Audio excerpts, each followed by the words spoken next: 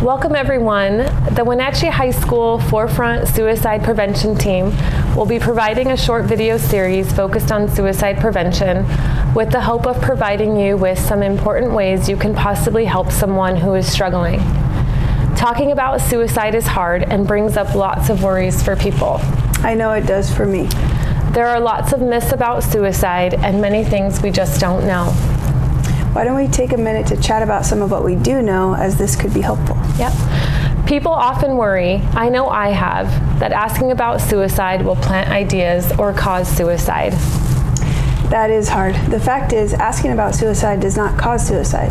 You're not putting ideas in their head. Often, asking someone about suicide can be helpful and lowers the amount of distress they're experiencing. That is so helpful to know.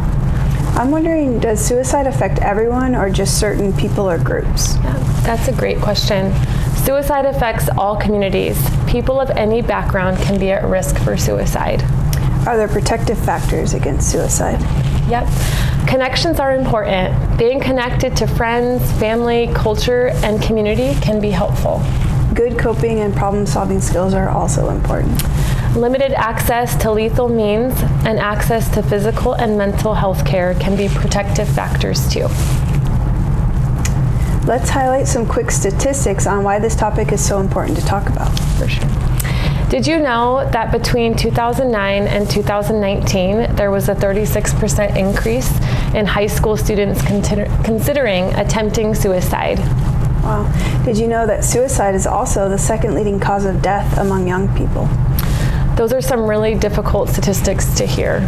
Let's bring this information closer to home and turn to Washington State statistics. In 2021, approximately 1 in 5 Washington State 8th, 10th, and 12th grade students reported considering suicide. 15 to 16% reported making a plan to end their life, and 7 to 9% made a suicide attempt. By now, you might have asked yourself, why do teens consider suicide? Think about it this way.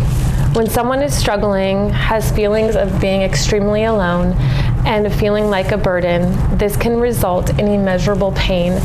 And if their ability to cope goes down, then their suicidal actions are more likely to exist, and they may feel the only way to end their pain is to die. So what can we do to help? Whatever your role as a parent, caregiver, friend, student, family member, etc., you can learn how to recognize common warning signs. You can learn how to respond to someone who may be considering suicide and where or who you can get help from. So what are some next steps to take? How many of you have learned CPR? I have.